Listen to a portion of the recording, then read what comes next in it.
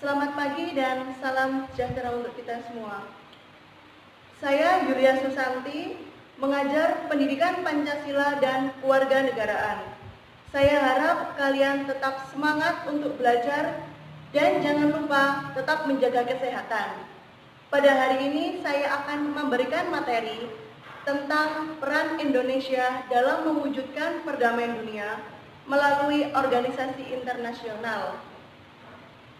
Sebelum saya memulai, kalian bisa keluarkan buku catatan kalian terlebih dahulu. Pada materi ini terdapat 4 organisasi internasional dalam mewujudkan perdamaian dunia. Yang pertama PBB, yang kedua ASEAN, yang ketiga KAA atau Konferensi Asia Afrika, dan yang keempat GNB, Gerakan Non-Blok. Tetapi kali ini saya hanya menjelaskan 2 organisasi internasional, yaitu PBB dan ASEAN.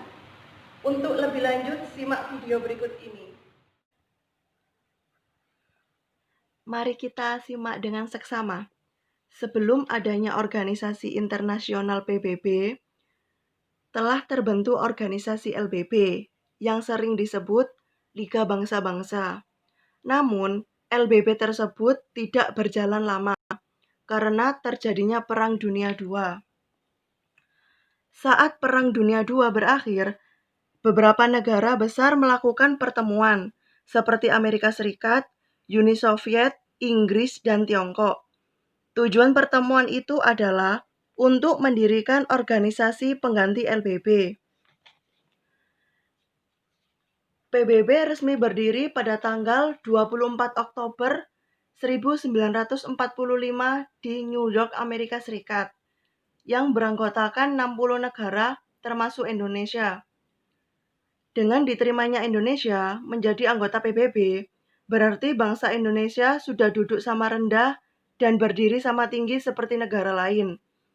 Tetapi pada tanggal 7 Januari 1965, pemerintah Indonesia menyatakan keluar dari PBB.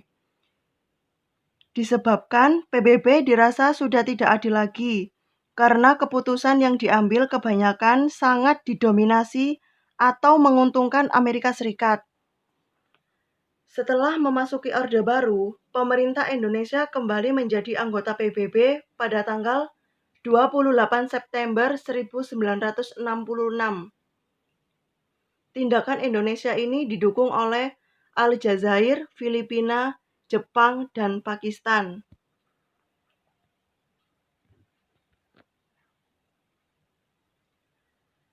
Selanjutnya adalah tujuan pembentukan PBB. Tujuannya ini ada 4. Yang pertama, memelihara perdamaian dan keamanan internasional. Yang kedua, mewujudkan kerjasama internasional dalam memecahkan persoalan internasional dalam bidang IPOLEK Sosbud. Yang ketiga, menjadikan sebagai pusat usaha dalam merealisasi tujuan.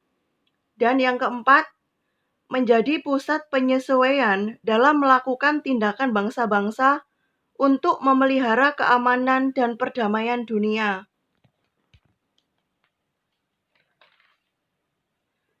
Selanjutnya adalah peran PBB bagi negara Indonesia. Peran PBB ini ada 3. Yang pertama, ketika terjadi agresi militer Belanda I, Indonesia dan Australia mengusulkan agar persoalan dibahas pada sidang umum PBB. Yang kedua, ketika terjadi agresi militer II, PBB membentuk UNCI. Hasil kerja UNCI adalah mempertemukan Indonesia Belanda dalam perundingan Romroyen. Ketiga, PBB membentuk Komisi 3 Negara yang membawa Indonesia Belanda ke meja perundingan Renville.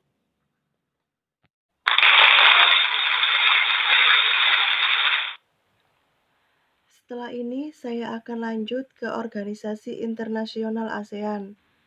Simak terus video ini dan jangan tutup buku catatan kalian ya.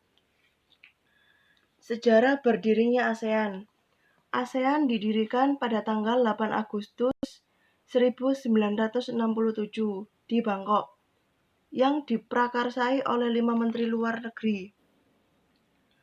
Indonesia diwakili oleh Adam Malik, Malaysia diwakili oleh Tun Abdul Razak, Thailand diwakili oleh Tanat Koman, Filipina diwakili oleh Narcisco Ramos, dan Singapura diwakili oleh Raja Ratnam. ASEAN terbentuk didasari oleh adanya kepentingan-kepentingan bersama dan masalah-masalah bersama di Asia Tenggara. Terbentuknya ASEAN akan memperkukuh ikatan solidaritas, terciptanya perdamaian, dan kerjasama yang saling menguntungkan di antara negara-negara di Asia Tenggara.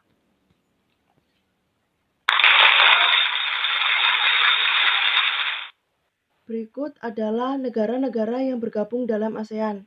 Yang pertama, Brunei Darussalam. Yang kedua, Filipina. Yang ketiga, Indonesia. Yang keempat, Kamboja. Yang kelima, Laos. Yang keenam, Malaysia. Yang ketujuh, Myanmar. Yang kedelapan, Singapura. Yang kesembilan, Thailand. Dan yang terakhir, Vietnam. Selanjutnya, tujuan ASEAN. Tujuan ASEAN ini ada 3.